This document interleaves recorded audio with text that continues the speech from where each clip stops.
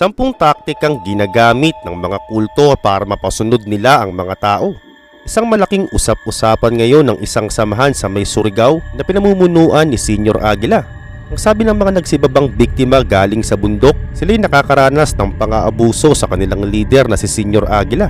At ito pa nga'y naging topic o paksa sa loob ng Senado sa pangunguna ni Senator Riza Hontiveros. At sinasabing sila daw ay pinaakyat ng bundok para doon manirahan at tuluyan ng iwan ng kanilang bahay sa kapatagan. At umiiyak pa ngang sinabi ng mga biktima na pilit pinapakasal ang mga minor sa mga lalaking magugustuhan sila. Pero ang tanong, sila ba'y talagang totoong kulto? Ano nga ba ang kulto? At paano ma-identify na kulto na pala ang sinasamahan mo? Kaya naman sa video na ito, naghanda kami ng 10 taktika na ginagamit ng mga kulto para mapasunod nila ang mga tao. At ito'y 10 gabay na makakatulong sa'yo para hindi ka o kayo mabiktima ng mga ganitong uri ng samahan. This is Arvin Polo TV. Please subscribe for more video updates. Kaya naman simulan na agad natin. Ang kulto ay isang samahan o grupo na may matinding paniniwala o pagsamba sa isang tao o di naman kaya bagay. Maraming uri ng mga kulto. May mga kultong politikal, racist, polygamist, terrorist, destructive at marami pang iba. Ang ideya ng mga kulto o mga pangkat ng mga tao na sumusunod sa isang doktrina o di naman kaya pananampalataya ay may malalim na kasaysayan. At ito nga ang paraan nila para mapaanib ka sa kanila. Number 10. Pag-akit sa emosyon. Ang mga kulto ay madalas na gumagamit ng sobrang emosyon, pang-aakit at pagnanasa para sa mga bagong miyembro. Sila'y maaaring magbigay ng pangako, ng pag-asa, kasaganahan o kaligtasan sa pamamagitan ng kanilang kulto. Ang pag-akit sa emosyon ng mga kulto ay isang pangunahing bahagi ng kanilang strategiya para maakit at mapanatili ang kanilang mga miyembro. Ito'y sinasagawa sa pamamagitan ng paggamit ng iba't ibang paraan para kumbinsihin ng mga tao na sumapi at manatili sa kanilang samahan. At ang mga ito'y madalas nag-aalok sila ng mga pangako ng kaligtasan o pag-asa mula sa mga problemang pang-emosyonal o pang-spiritual. Sila'y nagsasabi na sa pamamagitan ng pagiging miyembro ng kulto, nakikita ng mga tao ang kasiyahan, kapayapaan o kaligtasan na hindi maaring makamit sa ibang paraan. At ang mga ito rin ay nangangako na tutuparin ng mga personal na pangarap o layunin ng kanilang mga miyembro, gaya ng career, love life o di naman kaya pinansyal. Dagdag pa dito, sila din ay nagbibigay ng pakiramdam ng pagkakaroon ng malapit na pamilya o komunidad para sa kanilang mga miyembro. At ito'y nagbibigay ng emosyonal na koneksyon at aalagaan nila ang mga taong kulang sa pagmamahal. At sa kabilang banda, inaakit din nila ang mga tao at sinasabihan na sila'y espesyal at pinapahalagahan ng higit sa iba. At pinaparamdam ito sa kanila ng kanilang leader o mga kapwa-miyembro. Kaya naman dahil dito, ito'y nagbibigay ng pag-aangat sa kanilang self-confidence at kumpiyansa sa kanilang sarili. Maaari ding magamit ang mga pangarap at pagnanasa ng mga tao para sila'y maakit. Sila'y maaaring magsagawa ng mga ritual o di naman kaya aktibidad na nagpapalakas sa emosyon ng mga miyembro, gaya ng pag-aalay ng panalangin, pag-awit o pagsasagawa ng mga ritual. At ganoon pa man, marami ring mga kulto ang ginagamit ang takot para kontrolin ang kanilang mga miyembro. Maaari nilang sabihin na ang mundo ay napakadelikado at sasabihin nila na ang kanilang samahan ang tanging kaligtasan. Number 9. Pag-iwas sa mga tanong. Ang mga kulto kalimitan ay umiiwas sa mga kritikal na tanong o pag-aalinlangan ng kanilang mga miyembro. Pinapalakas nilang ideya na ang kanilang doktrina o leader ay perpekto at hindi dapat tanungin. Ang mga leader ng kulto ay maaaring magbigay ng mga pahayag o doktrina na tinuturing nilang hindi maaaring questionin o hindi maaaring baguhin.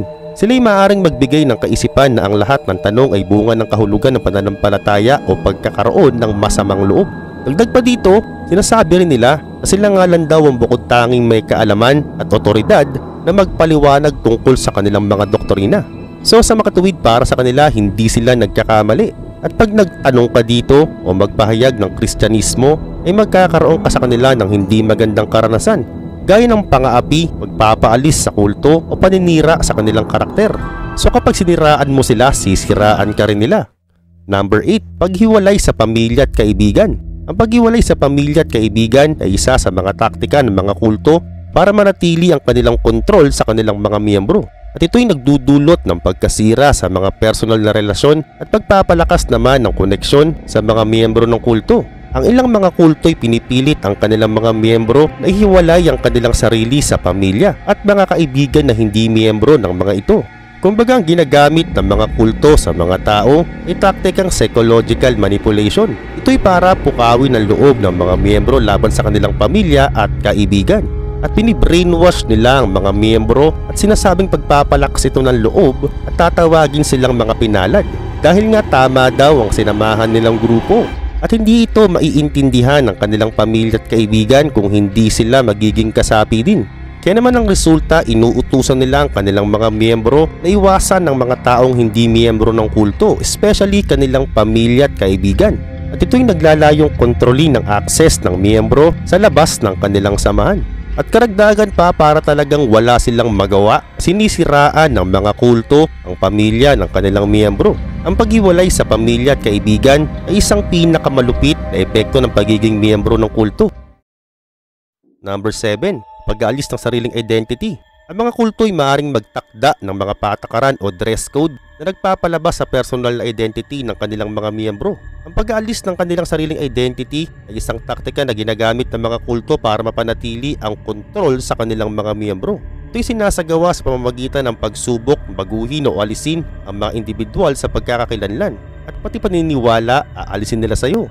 Oo, ang mga miyembro ng kulto inuutusan ng kanilang leader na iwanan na ang kanilang mga dating buhay, gaya ng sentimental na gamit, mga alaala o mga pagnanasa na nauugnay sa labas ng kulto. At pag talagang kasapi ka na dito, papalitan nila ang iyong pangalan at bibigyan ka ng titulo na nauugnay sa doktrina ng kulto. At ito'y nagbibigay daan sa pagkawala ng kanilang dating pagkakakilanlan. At ang worst case pa dito, nililimitahan din sila ng kanilang leader o tinatanggalan sila ng karapatan sa pagpili, kalayaan sa pag-aasawa o kalayaan sa pagpapasya. At ang matindi pa, ginagamitan din sila ng control technique gaya ng isolation, sleep deprivation at psychological manipulation. At ito'y maaaring gamitin para kontrolin ang isipan at emosyon ng mga tao. Number 6. Koleksyon ng pera. Ang kulto ay madalas na nagpapakolekta ng mga malalaking halagang pera mula sa kanilang mga miyembro at ito'y para sa kapakinabangan ng leader o mismong kulto. Koleksyon ng pera o pondo mula sa mga miyembro ng kulto ay isang pangunahing bahagi ng kanilang operasyon at estratehiya. Ang pera ay ginagamit nila para suportahan ang kanilang mga gawain, liderato at layunin. Ang mga miyembro ng kulto ay inuutusan magbigay ng mga regular na kontribusyon, tinatawag nilang alay sa kulto. Ito'y pwedeng buwanan, lingguhan o di naman kaya araw-araw. Sinasabi ng mga kulto members na pag nagbigay kayo dito ay magkakaroon kayo ng blessings o bibigyan kayo ng pagpapalang material mula sa Diyos. Ilang mga kulto din ay nagtuturo ng konsepto ng seed faith na nagsasaad na ang pag-aalay ng pera ay katulad ng pagtatanim ng binhi na magbubunga ng mas malaking biyaya. Sinasabi ng kanilang leader na ito'y isang obligasyon. Obligasyon mong magbigay o mag-alay ng pera sa kulto. At pag di ka nagbigay, sasabihan kang hindi ka tapat sa kanilang pananampalataya. Number 5. Ito na ang issue. Mga abuso sa may sexual. Iba't ibang mga kulto ay may mga kaso ng sexual na pang-abuso sa kanilang mga miyembro. Kabilang na ang mga menor de edad. Ang masaklap dito, inaabuso sila, especially mga babae na labag sa kagustuhan nila. Maaaring gamitin ng impluwensya o otoridad ng leader o mga leader ng kulto para kontrolin ang mga miyembro, kasama na ang kanilang buhay sexual. At ang kanilang taktikang ginagawa rito ay yung child grooming. Isa itong proseso kung saan ang isang tao ay gumagamit ng mga diskarte at manipulation para kunin ang tiwala ng isang bata o kabataan. Pag nakuha ng tiwala, ang nakakalungkot aabusuhin ito paulit-ulit. At talaga namang ito'y masamang epekto ng sexual na pang-aabuso na maaaring mangyari sa loob ng isang kulto. At kung minsan pa nga pinipilit silang ipakasal sa mga miyembro ng kulto na hindi talaga nila gusto. At ang nakakalungkot pa, sila din ay inuutusang mag-participate sa mga activity o mga ritual na may malaswang nilalaman. Kaya naman kalimitan talagang makikita mo mga batang babae ang inaanib nila dito. Number 4. Brainwashing and indoctrination.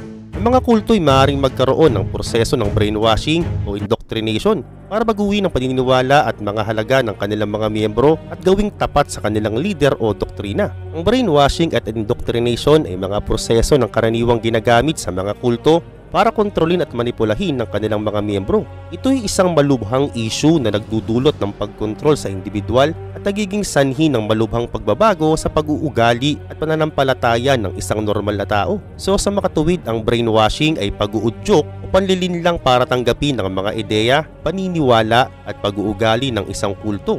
At talaga namang nagtatagumpay dito ang mga miyembro dahil nga gumagamit sila ng taktika gaya ng isolation.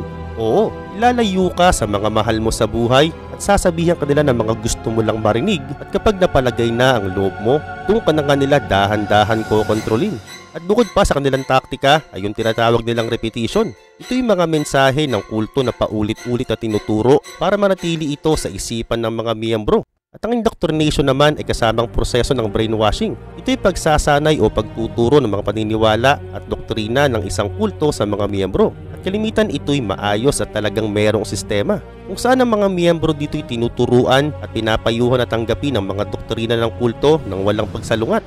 Ang indoctrination din ay sinasagawa sa pamamagitan ng pag-aaral, pag-aalok ng mga literatura at mga pulong o seremonya ng kulto. Ang prosesong ito'y naglalayong kontrolin ng isipan ng mga miyembro. Number 3. Pagpapakita ng malalim na sikreto. Ang mga kulto'y maaaring magkaroon ng mga sikreto na tinatago nila sa mga hindi miyembro. At syempre, ginagawa nila ito para maging espesyal ka. Oo, pag sinabihan ka ng sekreto, syempre, ang maiisip mo, espesyal ka agad.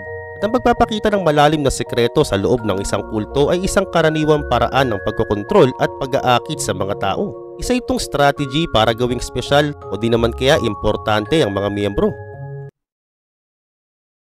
Number 2. Pamumuhay sa ibang mundo. Ang mga kulto'y maaaring ituring ang kanilang sarili bilang nasa ibang mundo o dimension. Ang ideya ng buhay sa ibang mundo o alternatibong realidad ay karaniwang bahagi ng doktrina o paniniwala ng maraming mga kulto. Ito ay isang konsepto kung saan ang mga miyembro ng kulto ay tinuturo na ang kanilang buhay, pananampalataya ay naiiba mula sa karaniwang mundo ng mga tao. Oo, tinatanim ng kulto sa isipan ng mga tao ang lipunan o mundo sa labas ng kanilang grupo ay masama, marumi o hindi totoong espiritual. Ang saklap, no? Number 1. Paninira sa mga nag-aalinlangan. Ang mga miyembrong nag-aalinlangan o nag-iisip na umalis mula sa kulto ay pwedeng siraan o pag-initan. Tinatakot pa nga sila at pinipigilan sa pag-alis. Ang mga tao din na nag-aalinlangan ay maaring pagbintangan na hindi tapat, malupit o marumi ang kanilang intensyon. Lahat sasabihin ng masama sa iyo, huwag ka lang umalis. Ang ganitong uri na paninira ay maaring magdulot ng labis na pressure sa mga miyembro para manatili pa rin sa kulto. At ngayon, yan lang muna sigurong sasabihin ko sa inyo. Ngayon, alam nyo na. Kapag mayroong isang samahan na may mga taktikang ginagamit sa may 10 nabanggit ko, umiwas ka na agad.